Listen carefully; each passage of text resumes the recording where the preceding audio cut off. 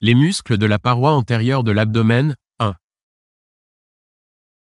Parmi les propositions suivantes concernant le muscle grand droit, ou muscle droit antérieur, de l'abdomen, certaines sont exactes. Laquelle ou lesquelles? A. Il s'insère en haut sur les 5e, 6e, 7e côtes. B. Son insertion inférieure est recouverte en arrière par le muscle pyramidal. C. Le muscle grand droit est situé dans une gaine aponevrotique formée par des expansions des muscles larges de l'abdomen. D. Le bord latéral de l'insertion basse du grand droit constitue le ligament de Henle.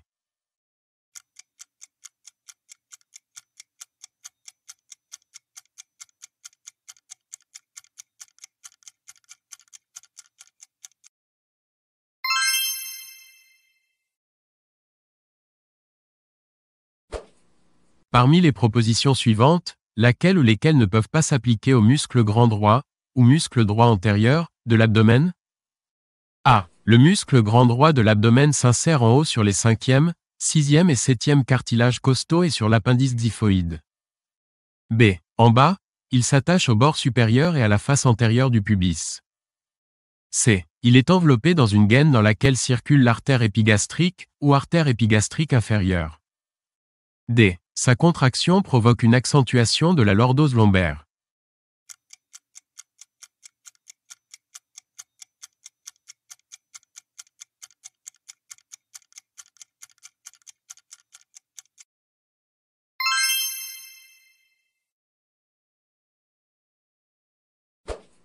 Certaines des propositions suivantes concernant le muscle grand droit, ou muscle droit antérieur, de l'abdomen sont exactes.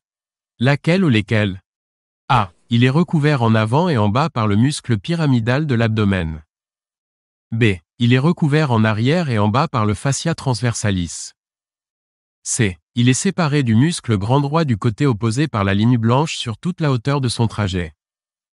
D. Il est innervé par les nerfs abdominaux génitaux, ou nerfs ilio-inguinal et ilio-hypogastrique.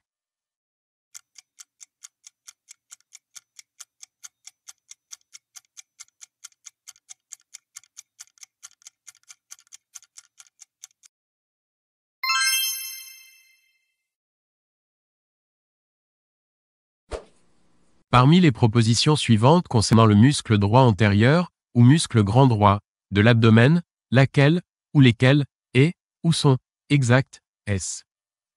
A. Il existe sur son trajet des intersections tendineuses, au nombre de 3 à 5 en général, qui lui donnent un aspect polygastrique. B. Parmi ces insertions supérieures sur le thorax, la plus médiale est aussi la plus élevée.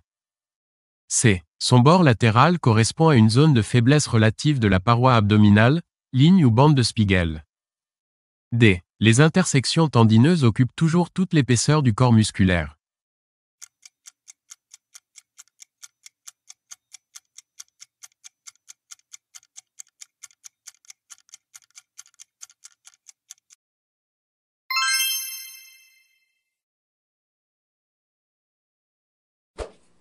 Certaines de propositions suivantes concernant le muscle droit antérieur, ou muscle grand droit, de l'abdomen sont exactes. Lesquelles? A. Il s'insère sur la face antérieure du grille costal, sur les 5e, 6e et 7e côtes ou cartilages costaux. B. Ses insertions costales latérales sont plus haut situées que ses insertions costales médiales. C. Ses insertions pubiennes sont tendineuses. D. Son faisceau d'insertion pubien latéral est plus large que le faisceau médial.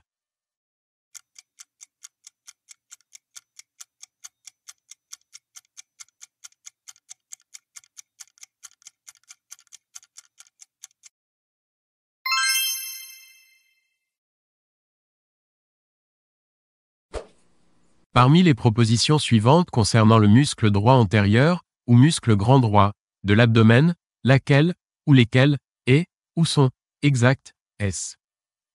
A. Ces insertions supérieures se font par 3 digitations charnues sur les 4e, 5e et 6e arcs chondrocostaux. B. Ces insertions supérieures sont disposées de telle façon que la digitation latérale est la plus élevée. C. Son corps musculaire est interrompu par 3 à 5 intersections tendineuses qui occupent toute l'épaisseur du muscle. D. L'intersection du bord latéral du muscle droit de l'abdomen et du rebord costal inférieur se situe à environ 10 cm de la ligne blanche médiane.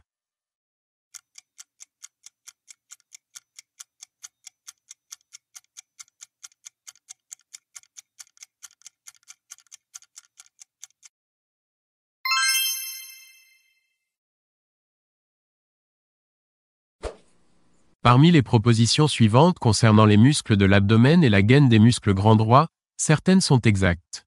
Laquelle ou lesquelles? A. Les muscles grands droits, ou muscles droits antérieurs, entrent en rapport dans la gaine avec en avant, l'artère épigastrique, ou artère épigastrique inférieure. B. La ligne blanche est constituée de deux parties. Une portion linéaire à la partie supérieure, une portion rubanée à sa partie inférieure. C. L'arcade de Douglas constitue une boutonnière fibreuse.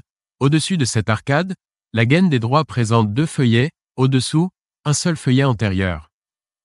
D. Au niveau du pubis, le faisceau latéral du muscle grand droit de l'abdomen est renforcé, en dehors, par le ligament de Henle.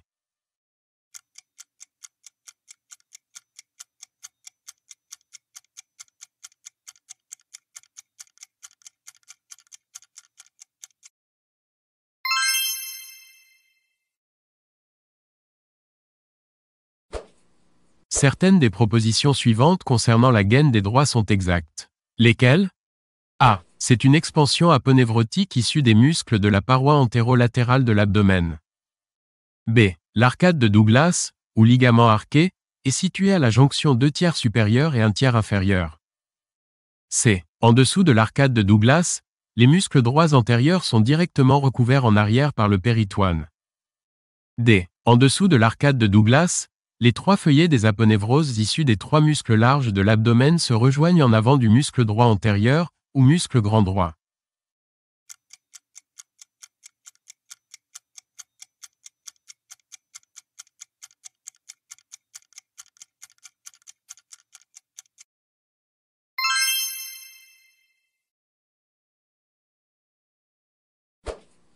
Certaines des propositions suivantes concernant le muscle pyramidal de l'abdomen sont fausses. Laquelle ou lesquelles? A. Le muscle pyramidal de l'abdomen se situe en avant de l'insertion distale du muscle grand droit, ou muscle droit antérieur, de l'abdomen. B. Ces fibres sont orientées en haut et en dedans. C. Il se termine sur la ligne blanche. D. Il est enveloppé dans un dédoublement du feuillet postérieur de la gaine des droits.